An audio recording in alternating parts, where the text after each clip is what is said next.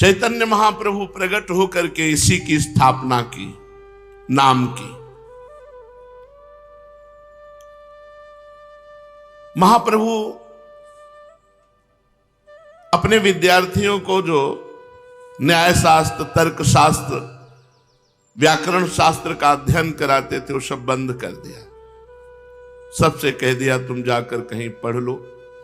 अब हमारी सामर्थ्य नहीं रही कि हम तुम्हें पढ़ावें, क्योंकि हमारे चित्त को कोई घसीट रहा है। मैं पढ़ाना चाहता हूं लेकिन मैं पढ़ाने में असमर्थ हूं। मेरे सामने एक सांवला सांवला ललित त्रिभंगी नवकिशोर खड़ा हो जाता है तो बस उसी का नाम, उसी का रूप मेरे हृदय में स्फुरित होता है। अब और कोई पढ़ाई लिखाई ना हो सकती है, ना हम में अब सामर्थ्य रह गई है। पाठशाला जाना बंद कर दिया। महाप्रभु अवतारी हैं, ये अवतरित हुए भगवान नाम की स्थापना करने के लिए उन जीवों के हृदय में जो भटके हुए संसार समुद्र में अथाह, जहां कहीं भी सांस लेने की जगह नहीं है, इतनी प्रचंड माया फैली हुई, खान पान अशुद्ध, विचार अशुद्ध, ऐसे वातावरण में प्रकट होकर परम पावन भगवान नाम की महिमा को प्रकाशित किया।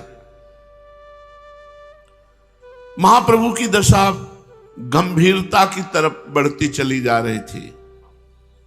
कभी होश में आते तो भगवान श्री कृष्ण की चर्चा करते, नहीं तो बेहोश स्थिति, अंतर में डूबे हुए, बाहर से एकदम शांत, कभी अशुभ प्रवाह कर रहे, कभी हा कृष्ण ऐसा। चिरकाल से आशा लगाए हुए बैठे कुछ भक्त प्रभु के पास आए और प्रभु से प्रार्थना की कि प्रभु हम सबके हृदय में एक भाव आ रहा है कि नियम पूर्वक रोज कीर्तन शुरू किया जाए। प्रभु ने हुंकार मारी और कहा हां, ये तो जगत मंगल के लिए बहुत आवश्यक है। सहर्ष सम्मति स्वीकार कर ली। अब यह हुआ कि कीर्तन हो कहां, तो पहले पहले कीर्तन, सबसे पहले चैतन्य महाप्रभु का कीर्तन श्रीवास जी के घर प्रारंभ हुआ। श्रीवास जी की चर्चा पीछे सुन चुके हैं, महाभागवत है। निरंतर भगवान के नाम जप में, नाम कीर्तन में डूबे हुए हैं। सब भक्तों ने श्रीवास के घर संकीर्तन का निश्चित स्थान तय किया गया है और संकीर्तन का समय रात्रि।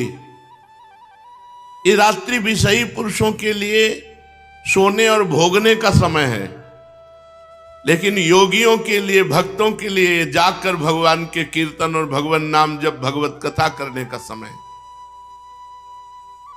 ये जो आपकी दिनचर्या चल रही है, ऐसी पूरे भारत में किसी कहीं दिनचर्या नहीं होगी कि रात्रि के 1 बजे शौच स्नान करके 2 बजे से नाम संकीर्तन प्रारंभ करते हुए फिर आकर के अपनी दिनचर्या और कथा 4:15 बजे, 4:30 बजे सत्संग शुरू। भारत में नहीं है तो विश्व में तो है ही नहीं, क्योंकि भारत धार्मिक देशों में सर्वप्रधान देश है। ये भगवान की कृपा की दिनचर्या है। समय रखा गया रात्रि।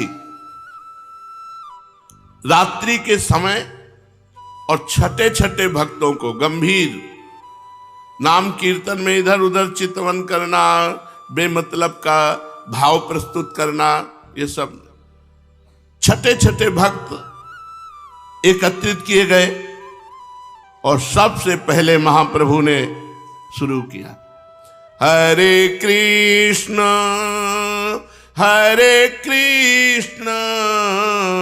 कृष्ण कृष्ण हरे हरे, हरे कृष्ण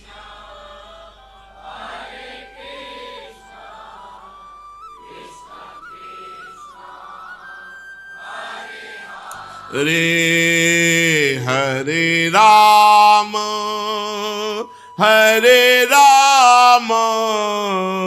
राम राम हरे हरे हरे राम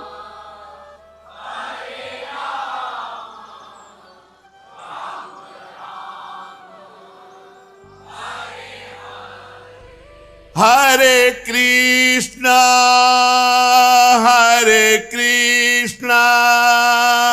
कृष्णा कृष्णा हरे हरे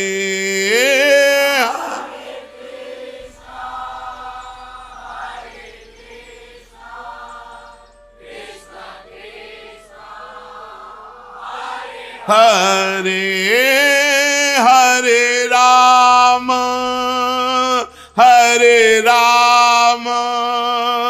राम राम हरे हरे हरे राम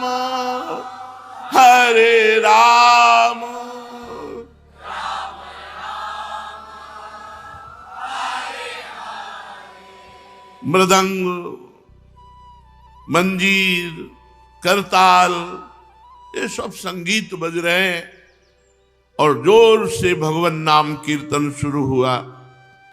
कीर्तन करते करते महाप्रभु भावावेश में आकर तांडव कर रहे हैं, नृत्य कर रहे हैं। बड़ा मंगलमय भगवान नाम कीर्तन, जोर जोर से उच्चारण करते हरि बोल और नृत्य कर रहे हैं। दरवाजा बंद, किसी का आना नहीं। और रात्रि में मृदंग मंजीर आदि वाद्य बज रहे हैं। अब संसारी लोग तो सोते हैं, उनको तो शयन और भोग यही चीज केवल रात्रि है। रात्रि भोगियों के लिए, शयन और भोग के लिए, और योगियों के लिए जाग करके भगवान के लिए रोने के लिए है। सुखिया सब संसार है, खावे और सोवे, दुखिया दास कबीरा जागे और रोवे। प्रेमी जन रात्रि में जागकर भगवान का नाम जप करते, नाम कीर्तन करते हैं। महाप्रभु की ऐसी भाव दशा, आंखों से आंसू बह रहे हैं, शरीर में रोमांच है, बिजली की तरह महाप्रभु नृत्य कर रहे हैं, तांडव बिजली की तरह। शरीर की किंचन मात्र भी शुद्ध बुद्ध नहीं, महाभाव में मग्न होकर के अलात चक्र की भांति घूम रहे, बस घूमते ही जा रहे, नृत्य में अलात चक्र की भांति। ऐसी तीव्रता है नृत्य में कि कब चरण पृथ्वी पे रखे दिखाई ही नहीं दे रहा है। बहुत ऊंचे उठ जाते हैं, दोनों हाथ उठाकर हरि बोल। उन्मादकारी स्थिति, नृत्य करते करते मूर्छित होकर बेहोश हो जाते हैं, पृथ्वी पर गिर पड़ते हैं। भक्तजन उन्हें संभालते हैं। थोड़ी देर के अनंतर फिर उन्माद आता है, फिर नृत्य करते हैं। अद्भुत सुखा, जहां महाप्रभु चैतन्य देव विराजमान हो, उस नाम कीर्तन की सुख वृत्ति का क्या वर्णन करना। महाप्रभु फिर मूर्छित हो जाते हैं। थोड़ी थोड़ी देर में उन्मादकारी प्रेम। भक्तों ने देखा कि महाप्रभु की स्थिति तो बहुत विचित्र हो रही, तो कीर्तन बंद कर दिया। थोड़ी देर में महाप्रभु को फिर बाह्य चेतना हुई। रोते रोते हाथ जोड़कर सब भक्तों से कहा, भाई मैं क्या करूं, मेरा मन अब मेरे बस में नहीं रहा। मैं जो कहना चाहता हूं वो कह नहीं सकता, जो करना चाहता हूं वो कर नहीं सकता। बलात् मुझसे कोई जबरदस्ती, ये सब ऐसी स्थिति ला रहा है। मैं चाहता हूं कि मैं स्वस्थ होकर कीर्तन करूं, पर पता नहीं क्या हो जाता है। मैं तुम सबको एक दिन की बात बताता हूं, बहुत हृदय में गुप्त रखा, लेकिन अब गुप्त नहीं रख पाऊंगा। आज मैं तुम लोगों से कहता हूं, सावधान होकर सुनो। प्रभु के ऐसा कहने पर सभी भक्त जितने कीर्तन में थे शांत हो गए, सन्नाटा छा गया और बड़ी उत्सुकता कि प्रभु क्या कहेंगे। चैतन्य महाप्रभु के मुखचंद्र की ओर सब भक्त टकटकी लगाए हुए देख रहे हैं। प्रभु ने बड़े गंभीर स्वर के साथ कहना आरंभ किया, आप लोग तो अपने परमात्मी हैं, आपके सामने गोप्य ही क्या हो सकता है, इसलिए सबके सामने प्रकट ना करने योग्य इस बात को मैं आपके समक्ष बताता हूं। जब मैं गया जी से लौट रहा था तब नाट्यशाला ग्राम में एक श्याम वर्ण का परम सुंदर बालक मेरे समीप आया। उसके लाल लाल से चरण के तलवे, कोमल चरणों में सुंदर नूपुर बंधे हुए थे, पैरों की उंगलियां बड़ी सुहावनी थी, छोटी छोटी उंगलियों में लाल लाल नख कांति प्रकट हो रही थी, कमर में पीतांबर बंधा हुआ था, पेट त्रिवली से युक्त, नाभि गोल तथा गहरी, वक्षस्थल उन्नत, गले की एक भी हड्डी दिखाई नहीं दे रही थी, गले में बनमाला और गुंजों की मालाएं पड़ी हुई थी, कानों में सुंदर कुंडल झलमल झलमल कर रहे थे। वे कमल के समान दोनों मनोहर नेत्रों से तिरछी निगाह करके मेरी ओर देख रहे थे। बस मेरा चित्त उसी समय उनके नेत्रों से घायल हो गया। अब देखते हुए सुंदर कपोलों पर काली काली लटें, मंद मंद मुस्कुराहट, फिर अपने फेट में जो रखी हुई बंसी थी उसे अपने अधरों पर विराजमान किया और वंशी का ऐसा मनोहर स्वर, ऐसा मनोहर बंसी नाद, मैं बेहोश हो गया। थोड़ी देर बाद चेतना जागृत हुई तो फिर वो बालक नहीं दिखाई दिया। इतना कहते कहते महाप्रभु हा कृष्ण और बेहोश हो गए।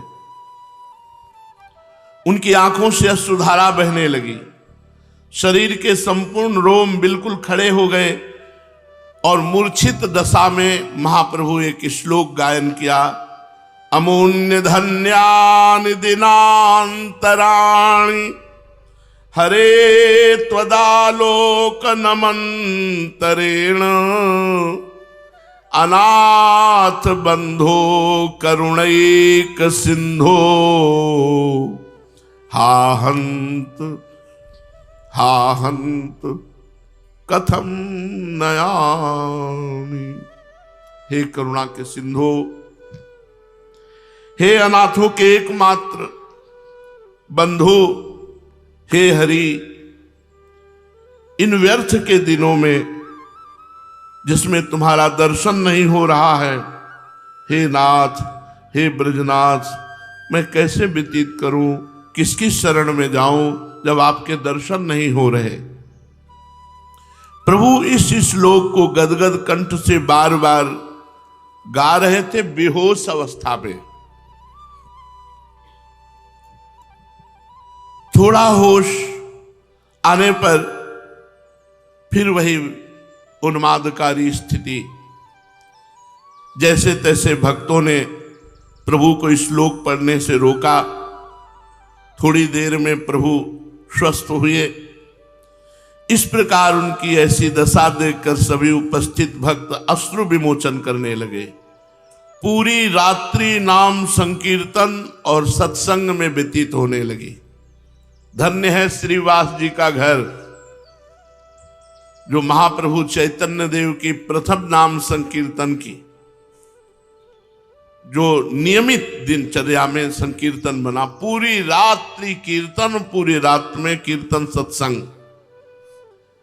श्रीवास पंडित का घर नित्य ही कीर्तन उत्सव आनंद मंगल। रात्रि में जहां शाम होती मुख्य मुख्य भक्त एकत्रित हो जाते, घर के किवाड़ भीतर से बंद कर दिए जाते और फिर कीर्तन आरंभ होता। कीर्तन में ढोल, करताल, मृदंग, मजीरा आदि सभी वाद्य लय और स्वर के साथ बजाए जाते थे। प्रभु सभी भक्तों के बीच में खड़े होकर हरि बोल और फिर कीर्तन शुरू। अब महाप्रभु का नृत्य बहुत ही मधुर होने लगा। सभी भक्त आनंद के आवेश में आकर अपने आप को भूल जाते और प्रभु के साथ नृत्य करने लगते। प्रभु के शरीर में स्तंभ, स्वेद, रोमांच, स्वरभंग, कंप, वैवर्ण, प्रलय आदि सभी सात्विक भावों का उदय होता। भक्त इनके अद्भुत भावों को देखकर मुग्ध हो जाते और भावावेश में आकर खूब जोरों से संकीर्तन करने लगते। सभी भक्त सहृदय थे। सभी का चित्त प्रभु से मिलने के लिए सदा छटपटाता रहता था। किसी के भी मन में मान सम्मान अथवा दिखावे पने का भाव नहीं था। सभी के हृदय शुद्ध थे। ऐसी दशा में फिर संकीर्तन में क्या आनंद उत्पन्न होगा, जहां महाप्रभु हो, ऐसे शुद्ध हृदय के भक्त हो। वे सभी स्वयं आनंद स्वरूप ही थे। भक्त परस्पर में एक दूसरे की चरण वंदना करते। कोई कोई प्रेम में विह्वल होकर महाप्रभु के चरणों को ही पकड़ लेता। बहुत से परस्पर ही पैर पकड़ पकड़ करके रुदन करते। इस प्रकार पूरी रात्रि आनंद कोलाहल में श्रीवास के घर में व्यतीत होती। अब आसपास के जो लोग थे, जो भक्त हृदय थे, वो तरसते कि अगर ये कीर्तन खुले में हो तो हम सब आनंद ले पावे, लेकिन दरवाजा बंद करके होता।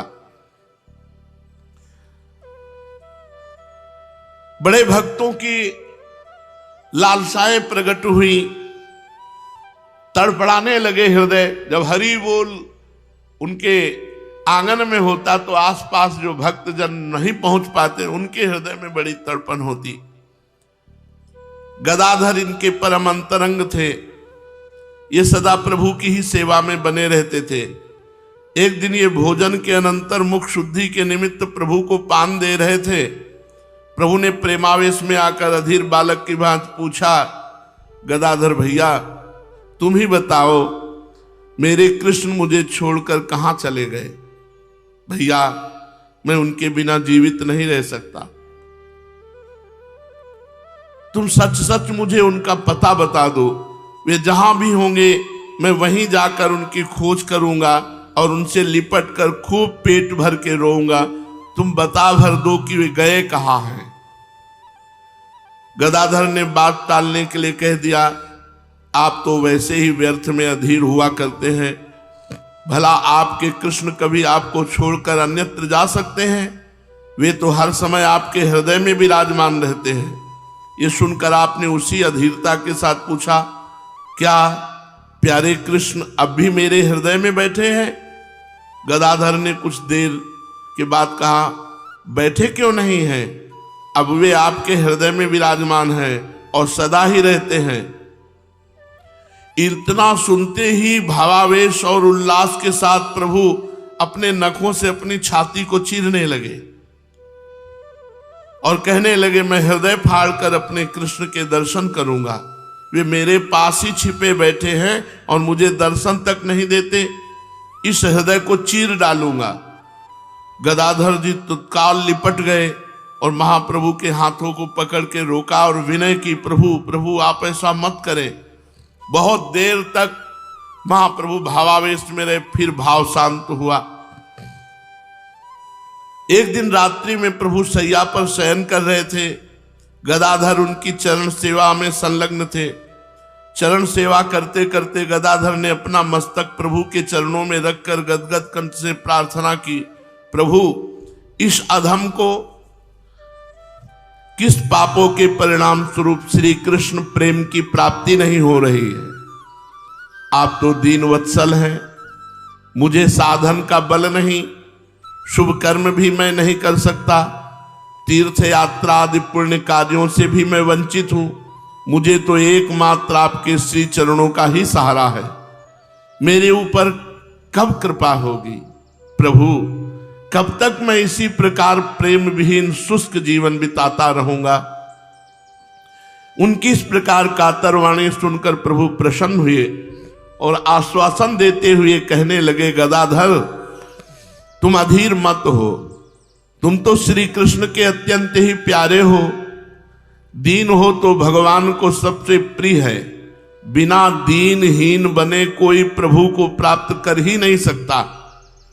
जिन्हें अपने शुभ कर्मों का अभिमान है या उग्र साधनों का भरोसा है, वे प्रभु की महती कृपा के अधिकारी कभी हो ही नहीं सकते।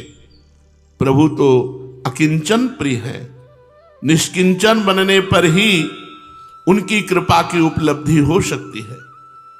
तुम्हारे भाव पूरे निष्किंचन भक्त कैसे हैं? जब तुम सच्चे हृदय से निष्किंचन बन गए तब फिर तुम्हें श्री कृष्ण प्रेम की प्राप्ति में देर ना होगी। कल गंगा स्नान के बाद तुम्हें प्रभु की पूर्ण कृपा का अनुभव होने लगेगा। प्रभु की ऐसी बात सुनकर गदाधर की प्रसन्नता का पारावार नहीं रहा। वे रात्रि भर प्रेम में मगन होकर आनंदाश्रु बहाते रहे। वे एक एक घड़ी को गिनते रहे कि कब प्रातः काल हो और कब मुझे प्रेम प्राप्त हो। प्रतीक्षा में उनकी दशा पागलों की सी हो गई। वे कभी तो उठकर बैठ जाते, कभी खड़े होकर नृत्य करने लगते, कभी फिर लेट जाते, कभी आप ही जोर जोर से हंसने लगते। प्रभु उनकी दशा देखकर बड़े ही प्रसन्न हुए। प्रातः काल गंगा स्नान करते हुए आनंद में विभोर होकर नृत्य करने लगे। वे प्रेमासों को पीकर उन्मत्त से प्रतीत होते थे, मानो उन्हें उस मधुमय मनोज्ञ मदिरा का पूर्ण रूप से नशा चढ़ गया हो। उन्होंने प्रेम रस में निमग्न हुए अलसाने से नेत्रों से प्रभु की ओर देखकर उनके पाद पद्मों में प्रणाम किया और कृतज्ञता प्रकट करते हुए कहने लगे। गदाधर ने कहा, प्रभु आपने इस अधम पापी को भी प्रेम प्रदान करके अपने पतित पावन पुण्य नाम का यथार्थ परिचय करा दिया। आपकी कृपा जीवों पर सदा अहेतुकी ही होती है। मुझ साधनहीन को भी दुस्साध्य प्रेम की परिधि तक पहुंचा दिया। आपको सब सामर्थ्य है, आप सब कुछ कर सकते हैं। प्रभु ने उनकी ऐसी दशा देखकर अधीरता के साथ कहा, गदाधर, कृपालु श्री कृष्ण ने तुम्हारे ऊपर कृपा कर दी, अब तुम उनसे मेरे लिए प्रार्थना करो। गदाधर ने अत्यंत ही दीनता के साथ कहा, प्रभु मैं तो आपको ही इसका कारण समझता हूं, इस प्रेम की आपकी ही दया का फल समझता हूं। जो हमारे अंदर प्रेम वृत्ति आई ये आपकी दया से आई है। आपसे भिन्न कोई दूसरे कृष्ण है इसका मुझे पता नहीं। ये कहते कहते गदाधर प्रेम में विह्वल होकर रुदन करने लगे।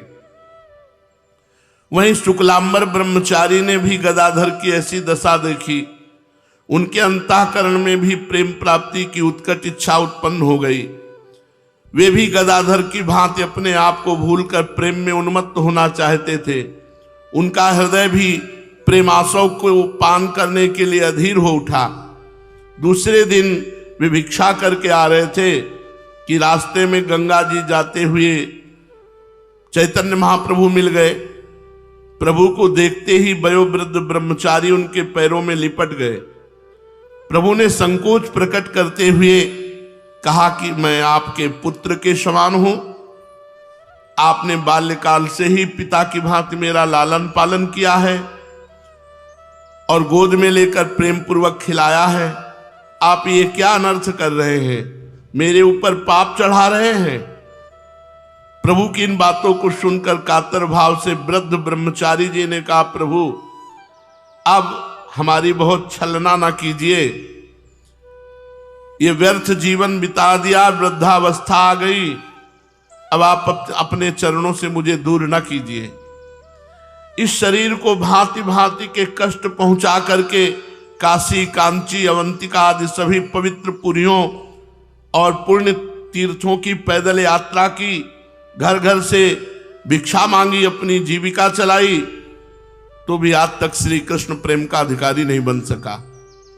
अब तो हमें श्री कृष्ण प्रेम का अधिकारी बना दो। अब हमें किसी प्रकार प्रभु प्रेम प्राप्त हो जाए, यही आपके पाद पद्मों में विनीत प्रार्थना है। नीलांबर ब्रह्मचारी की बातें सुनकर प्रभु कुछ भी नहीं बोले। वे ब्रह्मचारी की ओर देखकर मंद मंद भाव से खड़े मुस्कुरा रहे थे। ब्रह्मचारी जी प्रभु की मुस्कुराहट का अर्थ समझ गए।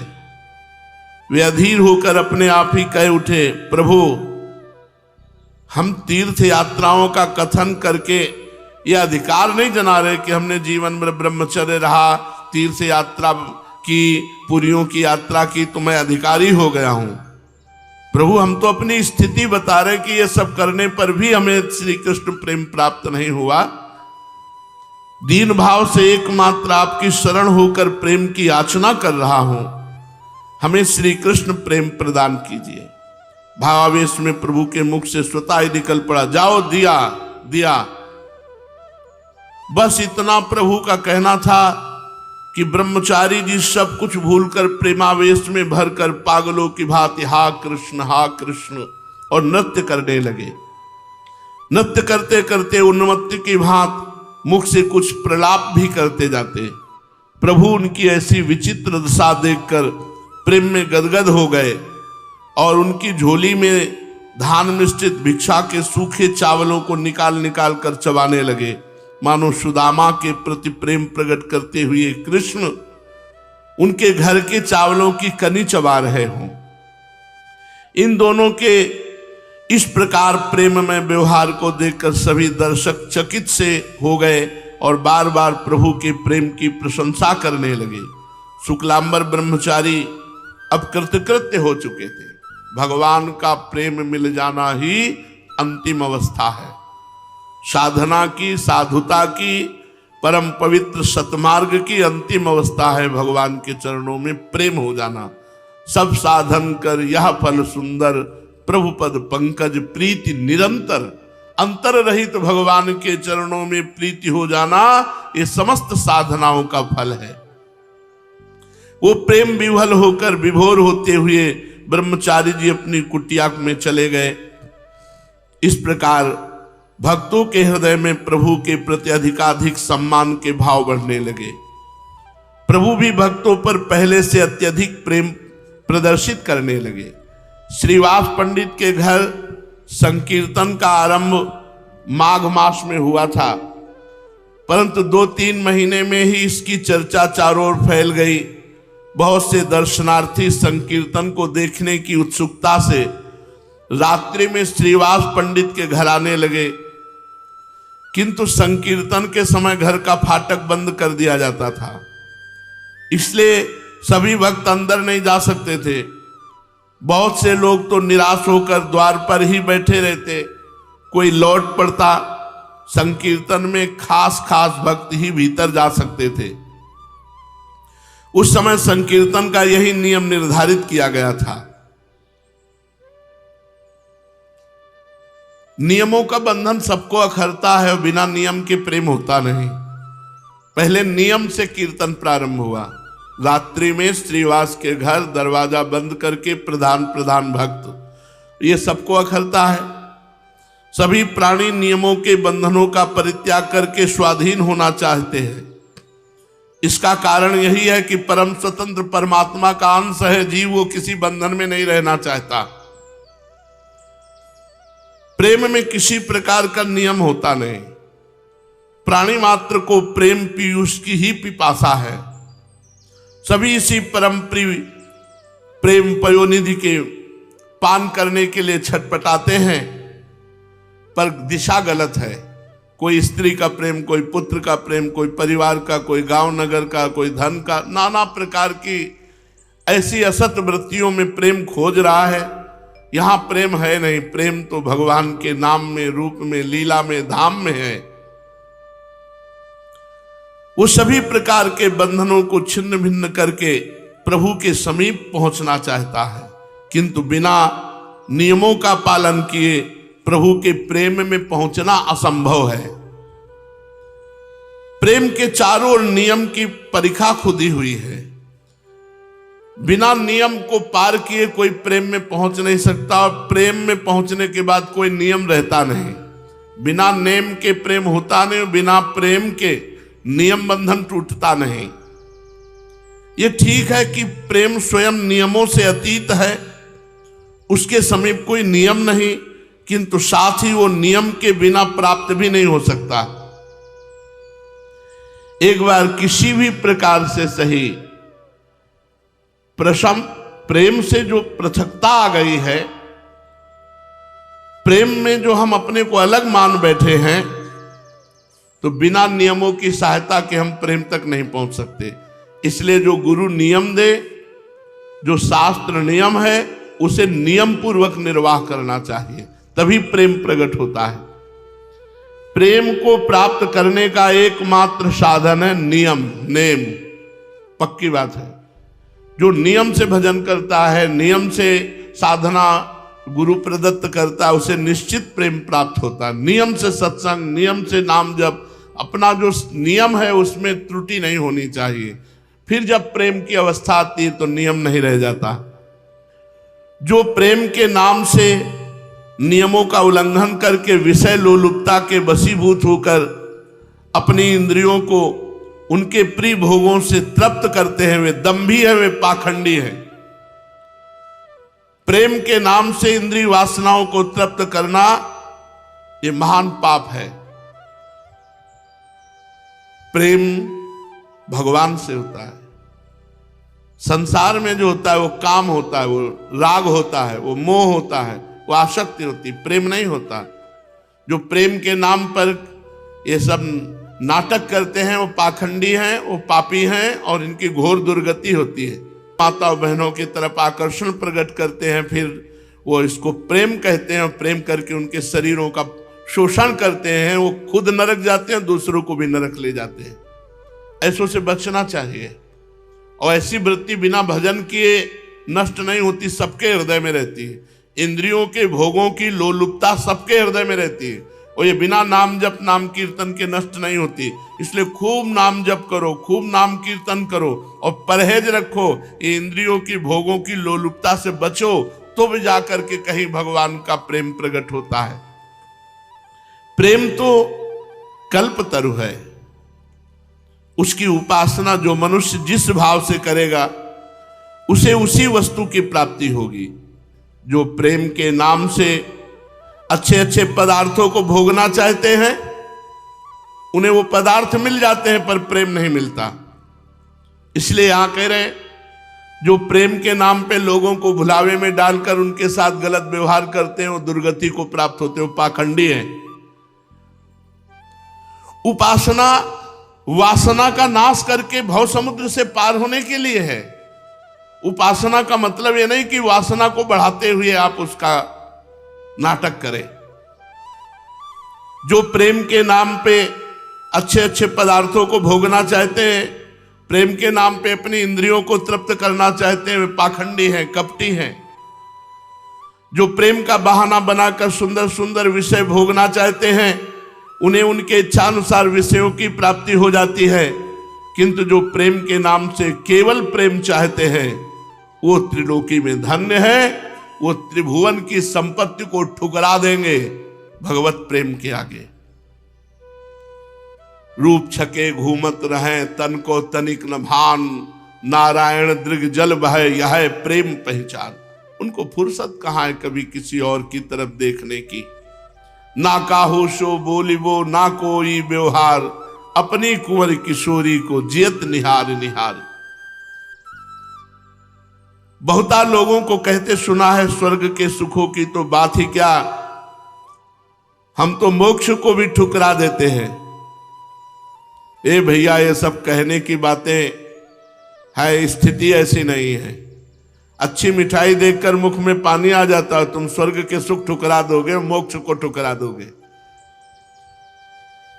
500 रुपया का नोट पड़ा हो तो आपके पैरों में फेब्रिकोल चिपक जाएगा, आगे नहीं बढ़ सकते। 500 का नोट आपको हिला देगा, आप ऐसे होगे बार बार, और फिर आसपास देख के धीरे से उठा लो। 500 रुपया आपको आगे नहीं बढ़ने देगा।